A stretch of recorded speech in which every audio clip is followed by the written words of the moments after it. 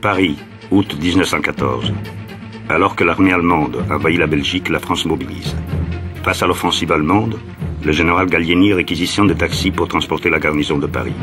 En septembre 14, les Français remportent la bataille de la Marne et l'ennemi recule. Mais en 1915, le conflit s'enlise à l'ouest.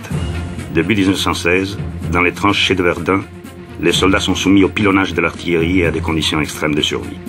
Les combats sont terribles jusqu'en juin 1916, faisant près de 700 000 morts sans qu'il y ait de vainqueurs. Pour la première fois dans l'histoire, la guerre est aussi aérienne. Dès la fin de 1915, les belligérants disposent d'une aviation de bombardement et de chasse. À l'arrière, les femmes participent à l'effort de guerre en travaillant dans les usines de matériel et d'armement.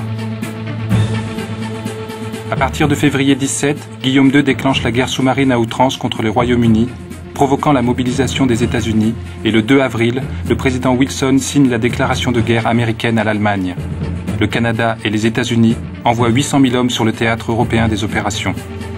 Au nord-est de la France, le désastre de l'offensive du chemin des Dames démoralise l'armée. Et face à une crise nationale, Poincaré confie le gouvernement à Clemenceau en novembre 1917. En Russie, Lénine et les bolcheviks ont pris le pouvoir. Trotsky négocie une paix séparée avec l'Allemagne à Brest-Litovsk le 3 mars 1918. Et les Allemands rapatrient 700 000 hommes à l'ouest. Face à cette menace, les Alliés déclenchent une contre-offensive sur la Marne, puis la terrible bataille de Meuse-Argonne. Le 4 novembre, c'est la retraite générale de l'armée allemande et le 11, l'armistice. Les troupes alliées, victorieuses, défilent dans Paris. Le 28 juin 1919, au traité de Versailles, Clemenceau, Wilson, Lloyd George et Orlando règlent une guerre qui a fait des millions de morts.